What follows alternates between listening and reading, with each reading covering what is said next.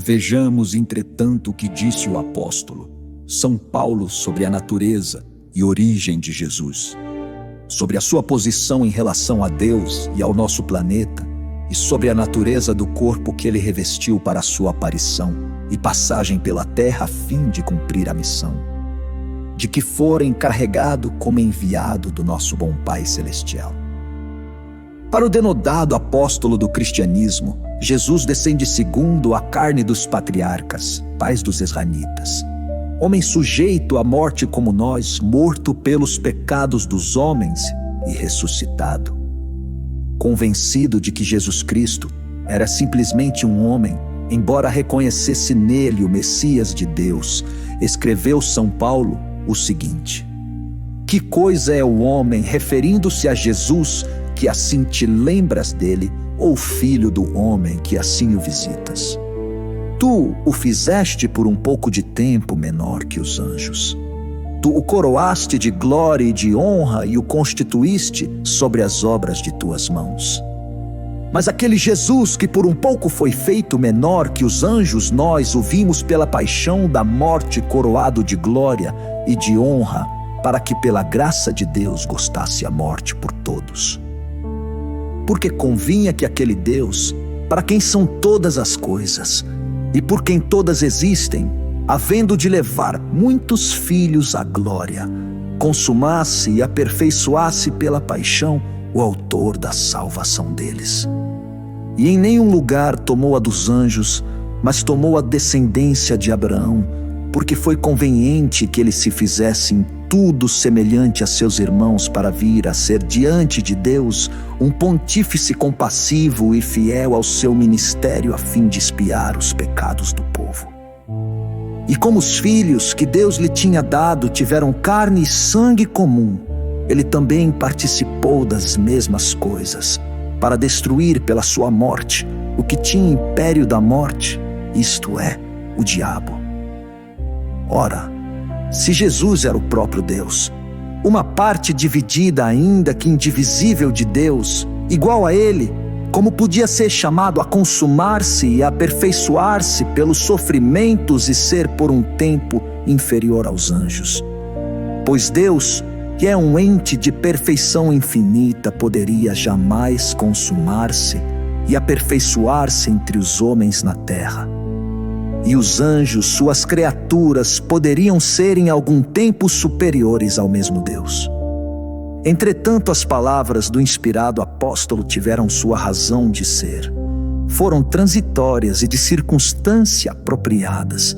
Então, na infância da humanidade, a homens materiais que não podiam compreender, senão os sofrimentos físicos como condição em meio do progresso humano, para preparar e conduzir os homens pela letra ao Espírito que vivifica, e a reconhecerem mais tarde que Jesus não era nem homem do nosso planeta, mortal sujeito à morte humana, nem Deus na concepção verdadeira da palavra, ser infinito e incriado, existindo pelo seu poder ad eterno.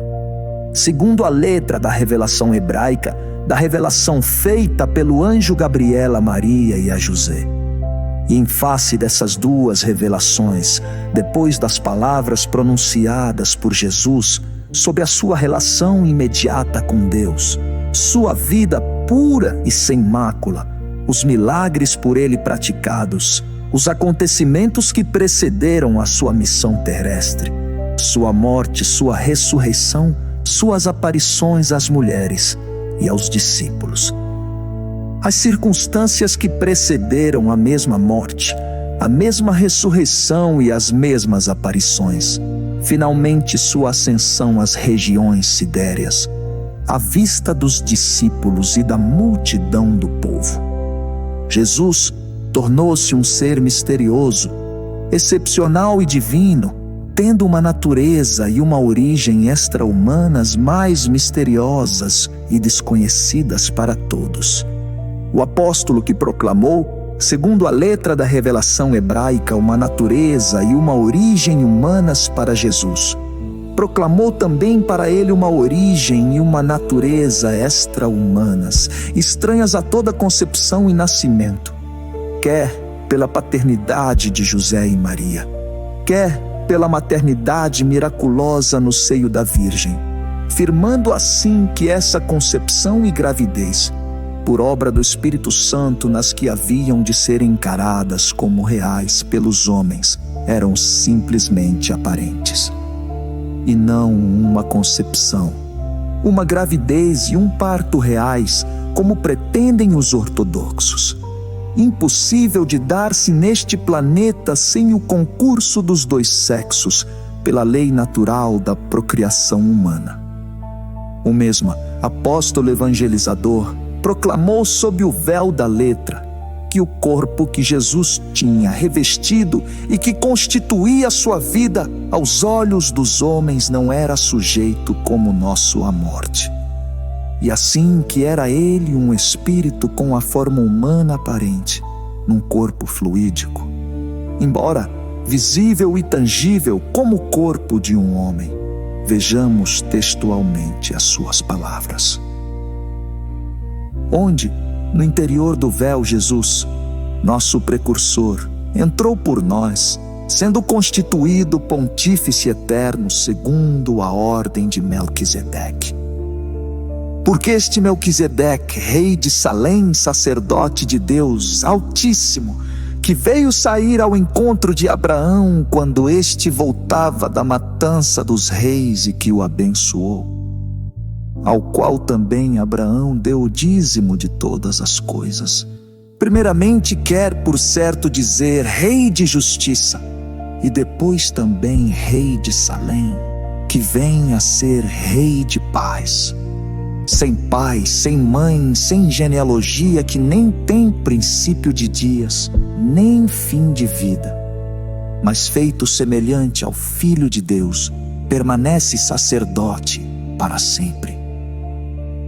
Por isso é que o Filho de Deus, entrando no mundo, disse: Tu não quiseste hóstia nem oblação, mas me formaste um corpo.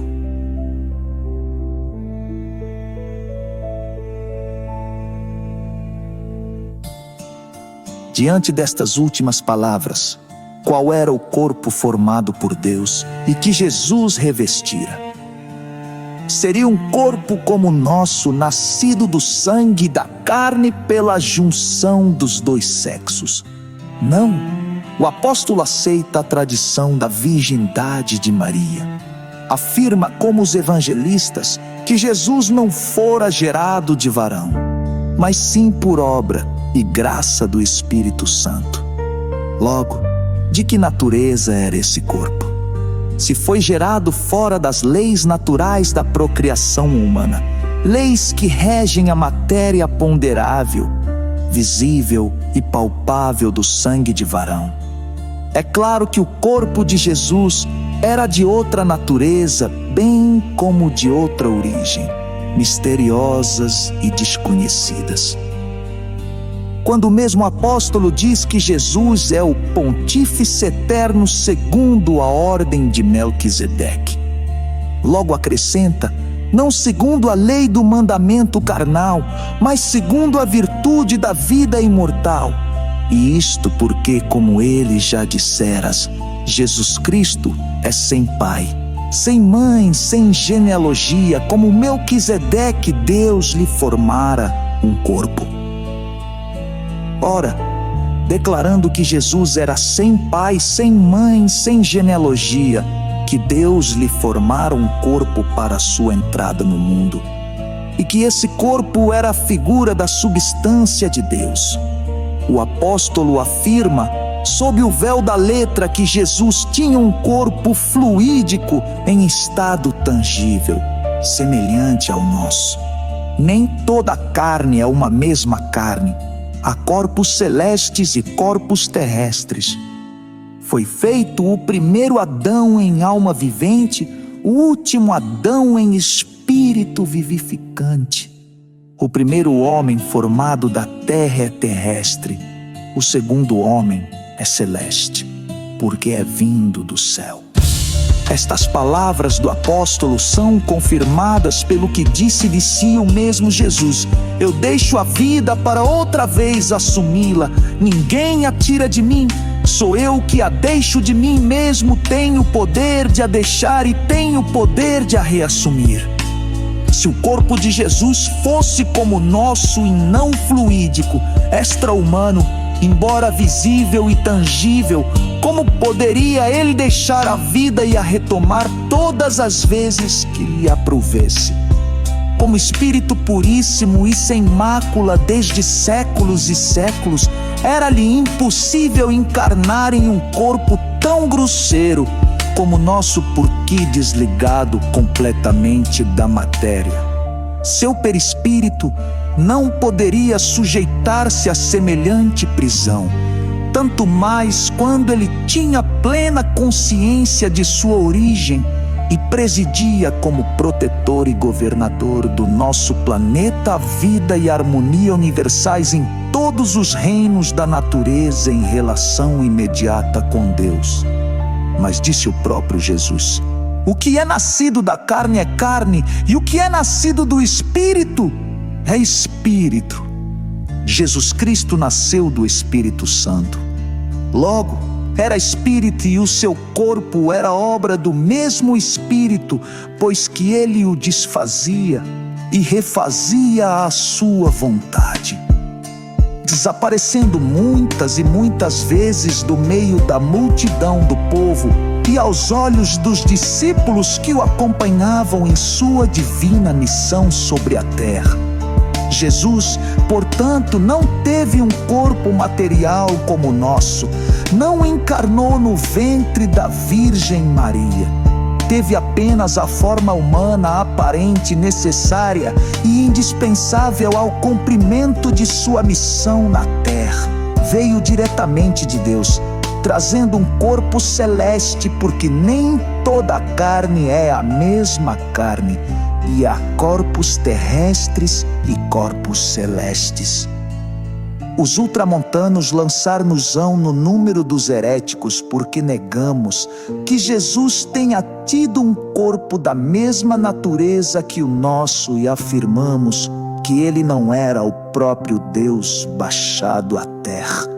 Embora achar-nos-ão escudados com os textos do Antigo e Novo Testamentos e com a opinião valiosíssima do bispo de Laodiceia, Apolinário Moço, que propagou estas verdades pelos seus inúmeros discípulos com vantagem muito superior à que advém do dogmatismo das três pessoas da Santíssima Trindade.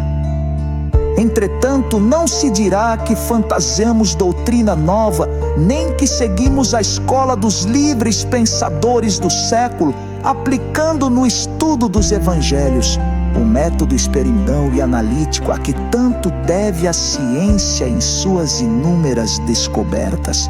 Chegamos pela lógica dos princípios à demonstração de uma verdade que já fora desvendada na era sexta da religião de nosso Senhor Jesus Cristo.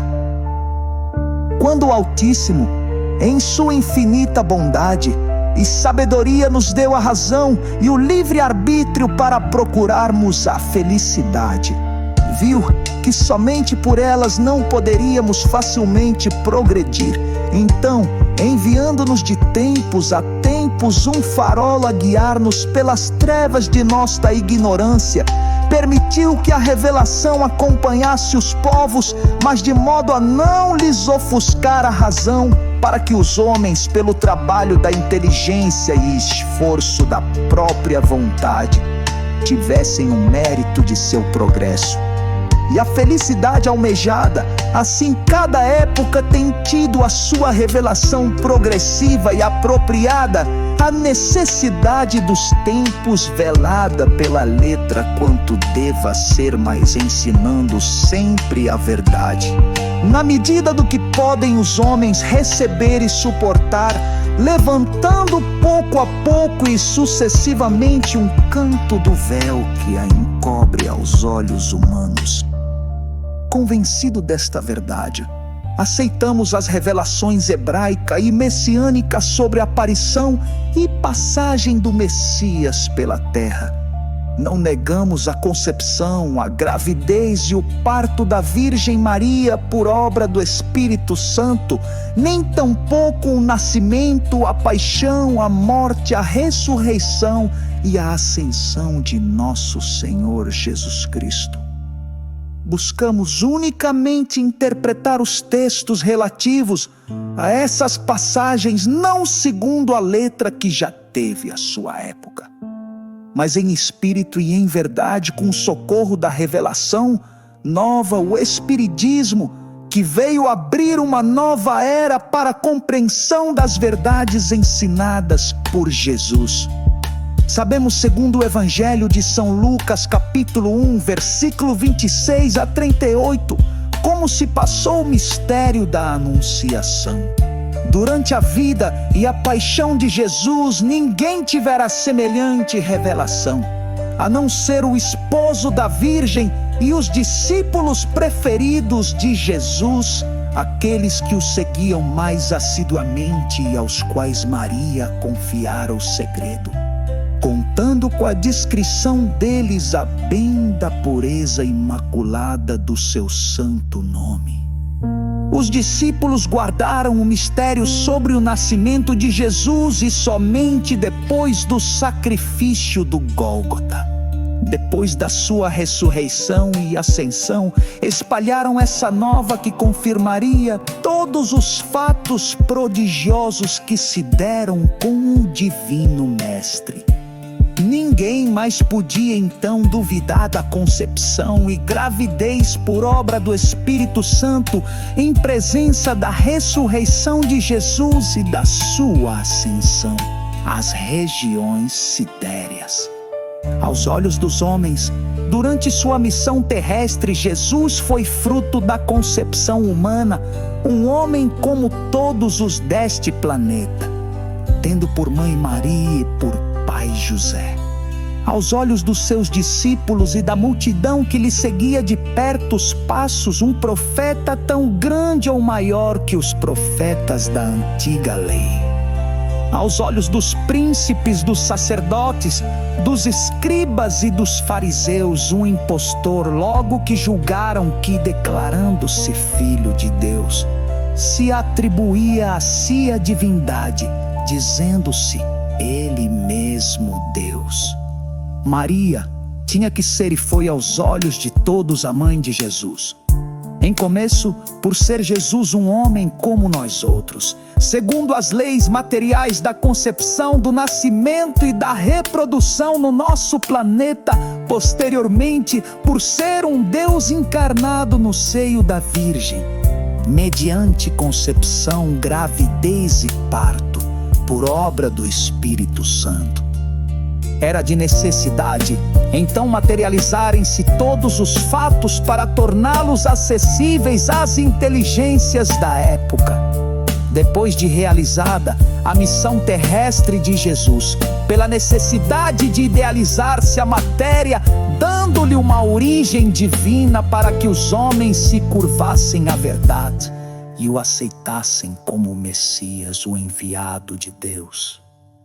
Ora, se havia necessidade de Jesus apresentar-se na terra para dar o exemplo de uma vida sem mácula e toda de abnegação, humildade e paciência no martírio, porque os homens não poderiam compreender de outra sorte. As verdades por ele ensinadas, também era indispensável que fosse visto e tocado por todos como um homem, um ser mortal, filho da carne e do sangue, sujeito às mesmas necessidades e contingências da matéria de que somos revestidos. Mas era impossível que ele na realidade assim fosse, porque a pureza e elevação do seu espírito não se podiam casar, senão na aparência, com a matéria ponderável e inferior do nosso planeta. Jesus tinha um corpo semelhante ao dos homens. Como bem disseram os apóstolos, seu corpo não tinha a aparência do vosso. suas necessidades aparentes não foram as mesmas.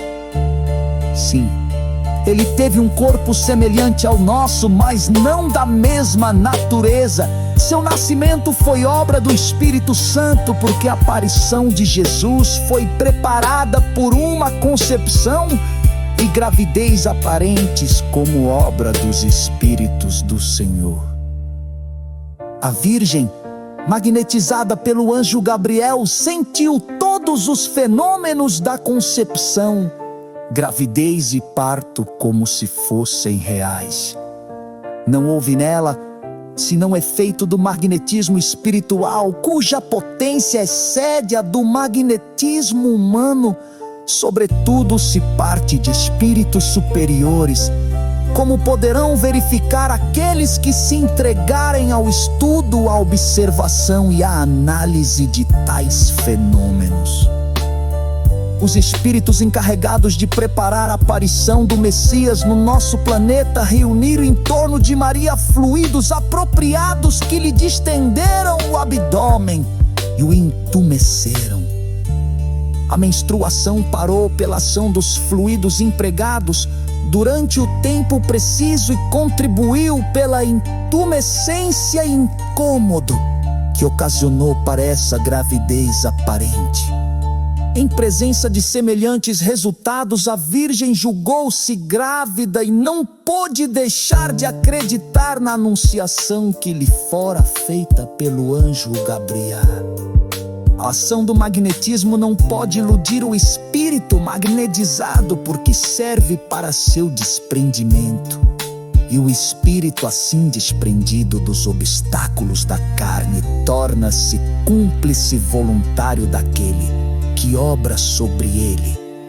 Quer ação magnética inane de um espírito desencarnado, quer de um espírito encarnado. A lembrança ao despertar é resultado da cooperação do paciente magnetizado que, seja por simpatia, seja por fraqueza, segundo as relações que existem entre ele e o magnetizador, consente em servir à vontade que lhe é imposta ou proposta, por isso conserva a lembrança das palavras ou dos atos que voluntariamente consentira. Durante o sono, sob a influência das sensações e impressões recebidas pela matéria que guarda o sinal do acordo que fez de lembrar-se dos atos, como se tais sensações e impressões se tivessem realmente verificado. O espírito iludido pela carne toma ao despertar como reais os atos se o espírito do magnetizado e o do magnetizador são simpáticos. A lembrança é devida à inteligência que existe entre ambos. Se o magnetizado é mais fraco do que o magnetizador e se este lhe impõe uma vontade arbitrária, o espírito desembaraçado cede-lhe algumas vezes. Se o espírito do magnetizado é inferior ao do magnetizador, obedece à ação deste por deferência ou respeito. Maria havia, pois, de crer em um parto real e lembrar-se dos fatos que lhe cumpria atestar como se tivessem sido reais. Quando se achou colocada sob essa influência magnético-espírita, os espíritos prepostos que para operar a gravidez simplesmente aparente e fluídica tinham atraído os fluidos apropriados, os dispersaram. Então, cessando as causas, os efeitos deixaram de existir. Pela dispersão dos fluidos, a menstruação tornou ao seu curso ordinário. Maria achou-se nas condições exigidas em semelhante caso e pôde no tempo prescrito cumprir as formalidades estabelecidas pela lei de Moisés para a purificação. A ilusão seria assim fácil de produzir-se aos olhos dos homens, aos olhos daqueles que houvessem podido assistir a Maria. O prestígio, porém, do mistério que convinha se ligasse a tal nascimento, a isso se opunha. A Virgem estava só naquele momento. A ilusão era, pois, fácil para ela, porque a inocência e pureza de sua alma e a vida contemplativa que levava sempre em orações a colocaram ao abrigo de todas as aspirações e sensações materiais. Os acontecimentos encadearam-se de tal sorte que Maria se viu privada de todos os socorros humanos no momento do seu chamado parto, achando-se sozinha. Porque o esposo tinha ido na ocasião à cidade à procura de víveres, tinha ela de crer num parto real debaixo da influência magnético espírita para a aparição de Jesus sob o aspecto de um pequeno menino por ela recebido. Não houve uma só testemunha do fato. Assim havia de acontecer para que o mistério ficasse envolvendo a aparição do Messias na terra até a época da revelação nova que veio explicar, segundo o Espírito e em verdade, estas palavras do anjo Gabriel que foram mal interpretadas, porque têm sido até hoje tomadas à letra. O que nela se gerou é obra do Espírito Santo. O Espírito Santo descerá sobre ti, e a virtude do Altíssimo te cobrirá com a sua sombra.